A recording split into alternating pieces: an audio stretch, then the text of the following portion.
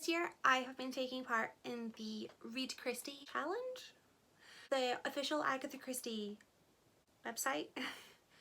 They organise a challenge each year to read an Agatha Christie book every month with a specific theme. And I joined in this year and these are my results. It would be really simple to just say what I read and how much I liked it. But the thing with Agatha Christie books is that I really like Agatha Christie books. I like them a lot. I love them. I would probably count Agatha Christie as one of my favourite authors. I'm going to make it a little bit more exciting and I'm going to rank them from least favourite to most favourite. My least favourite is still a 4-star read, so not too bad. So coming in at number 12 is Parker Pyne Investigates. This book was February's book and it was a book featuring love, and this book was good. It was still good. It was 4 stars and it's all about Parker Pyne, who claims he can fix any problem that you have, clearing a problem that he can't fix because he can do it in the mix. This was a short story collection and I think that's probably why it was my least favourite of the year. These books are all pretty short, so to make them short stories, some of the stories are really short and it's quite hard for me to get into them so quickly. I did really enjoy the story with the gems.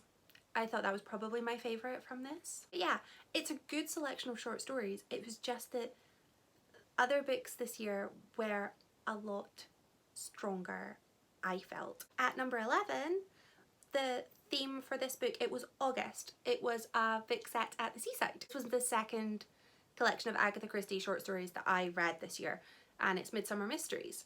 With short story collections is that some of the stories are so good, they are 5-star reads, but then some of the stories are less enjoyable and are more of a 3-star read, which ultimately brings the collection down a little bit. And that's probably the reason why my 2 lowest books for this ranking are the short story collections. This book does have excellent short stories. My favourite from this one was the one that features the person hired to pretend to be somebody else. I don't want to give too much away, but that was my favourite one from this. We've finished with the short story collections now. Next book was A Pocket Full of Rye, which was the May selection, and the theme for this read was a book featuring tea. And I don't like tea. I'm definitely in the minority. I hate tea. So I would not have been killed by the tea.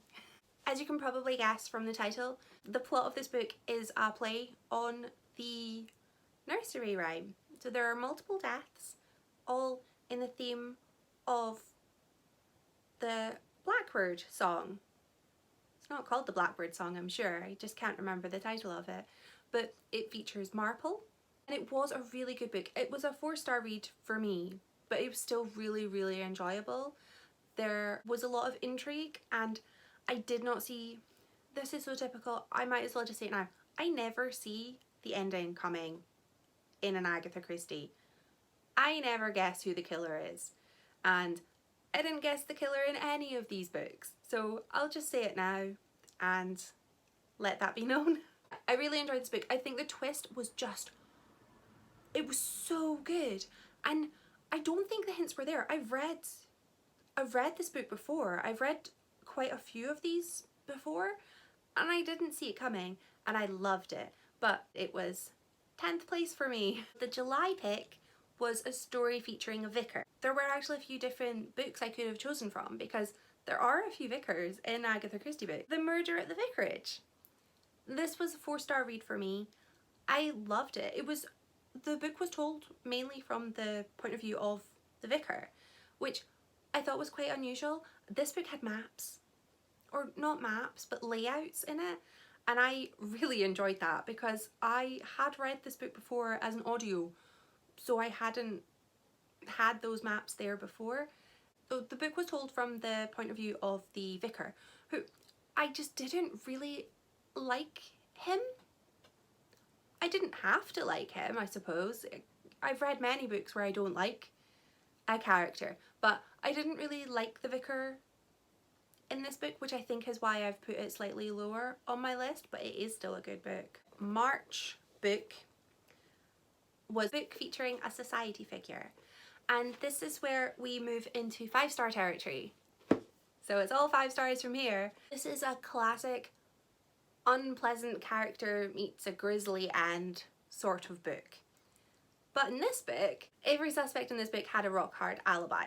They couldn't have done it. So it just made it really interesting to read, because I know who I thought did it, but they couldn't have done it. So it had to be somebody else. And I loved that. Agatha Christie is the queen of misdirect, and this book had it in abundance. Next on the list we had June, which was a book featuring a garden. So I went with Nemesis. In this book we had Marple, who has received news of a death of a friend who we will know from previous reads. I believe he was in Caribbean Mystery, the friend. Either way, he doesn't really feature in this book, but he sends her a ticket to go on a coach trip. There is more to the coach trip than meets the eye. This book was just perfect for a summer read. I actually did read it in a garden, except instead of reading it in a garden of a stately home on an English heritage tour, I read it in a garden in a park in Aberdeen. Slightly different, but it was a beautiful park. It's my favourite park. So yeah, I loved this. It was such summer vibes, and I really enjoyed it.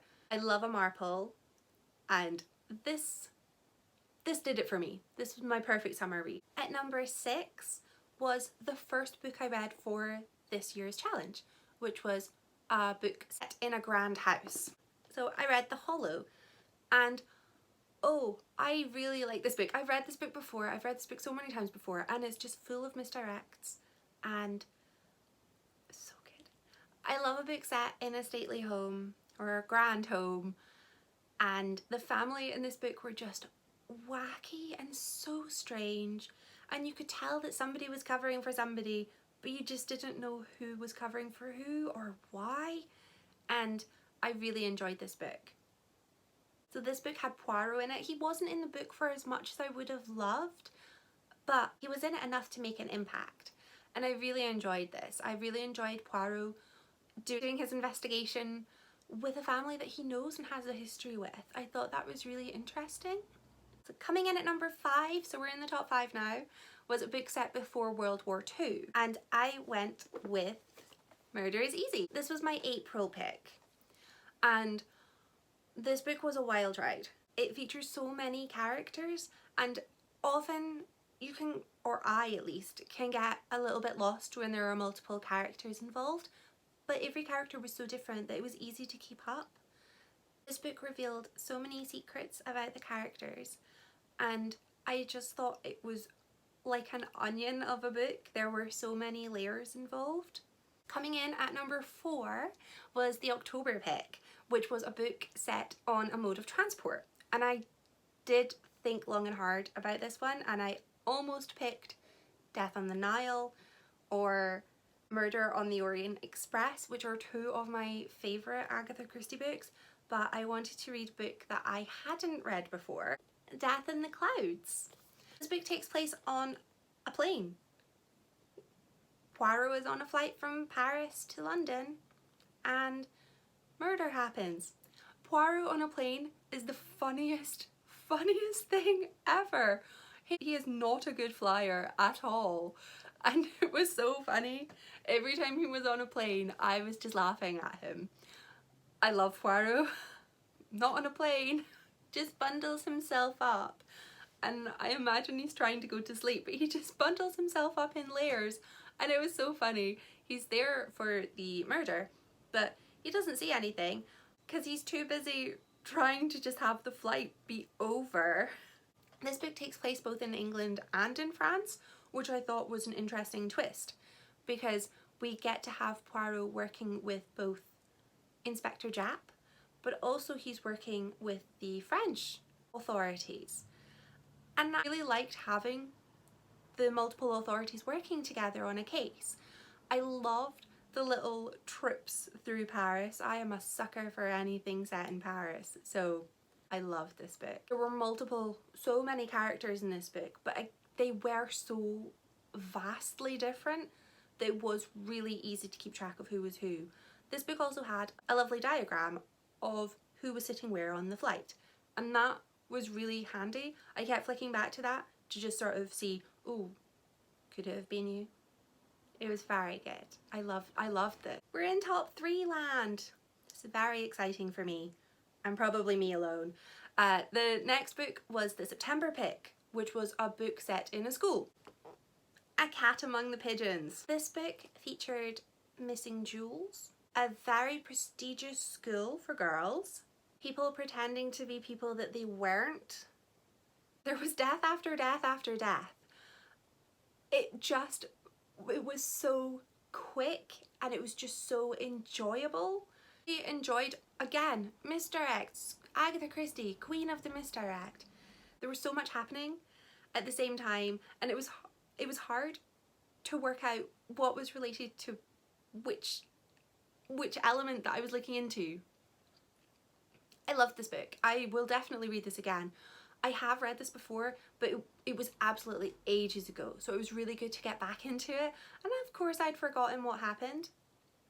The setting of this book in a girls' school was such a good move. The twist at the end was just such a treat. So unexpected, as is classic Agatha. The next book was this month's book, the December read, which was a book set during bad weather. And I picked one of my absolute favourite Agatha Christie books. I haven't ranked all of the Agatha Christie books. I might one day, but I think that would take a lot of time and I would probably cry trying to pick a favourite. But this is definitely top 5 of my all-time favourite reads, and top 2 of my Agatha Christie reads of 2021. Hercule Poirot's Christmas. This book is set in a very grand home of Simeon Lee, who's a very unpleasant millionaire. He made his money through diamonds, so you can tell what sort of a conscience that man has based on that fact alone. And he meets a grisly end, and I really like when the victim in a murder mystery is unpleasant. I don't like when they're a nice person. I find that quite upsetting. So if they're unpleasant, I'm okay reading about their demise. In this book, we have a very unhappy family. Everybody has motive for murdering Simeon Lee. And Poirot has popped up for Christmas because Simeon Lee feels like somebody is trying to hurt him. Simeon Lee was right. Somebody was trying to hurt him. And Poirot, while he's there, is tasked with finding out who done it. And he does, because he's glorious. But this book features so much more than just murder mystery.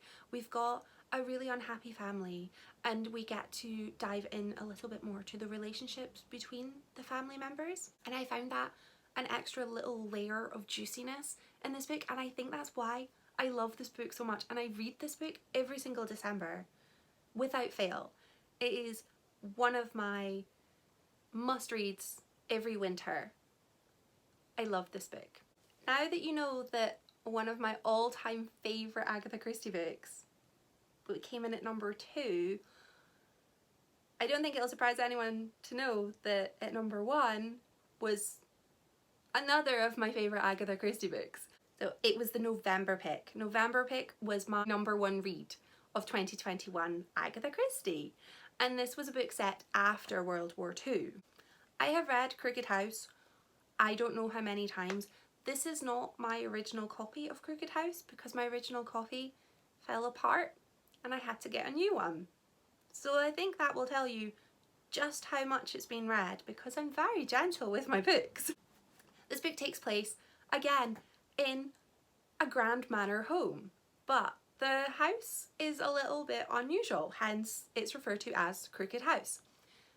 This book doesn't feature any of the normal investigators that we're used to. There's no Marple, there's no Poirot, there's no Inspector Japp.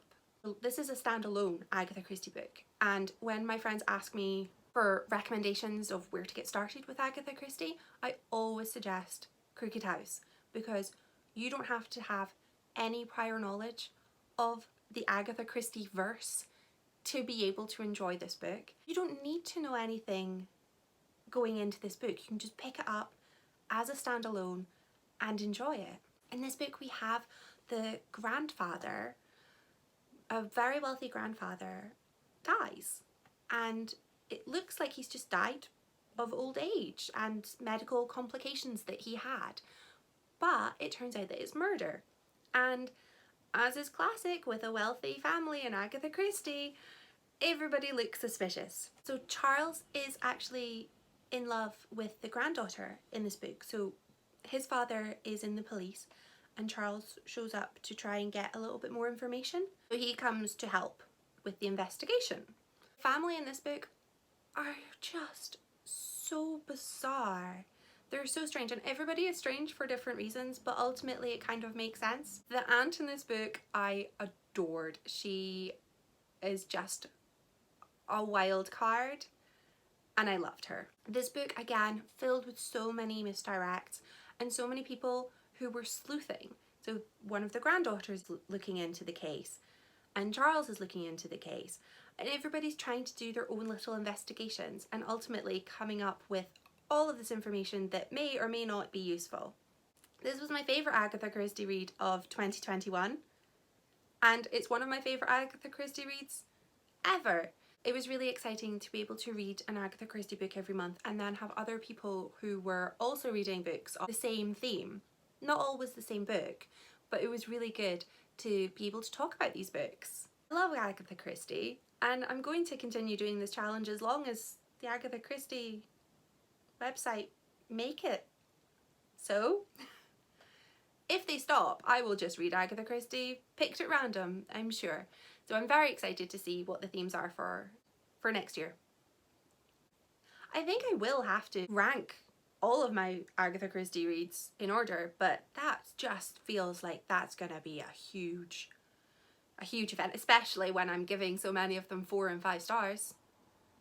Definitely not a thing for now though. Thanks for watching.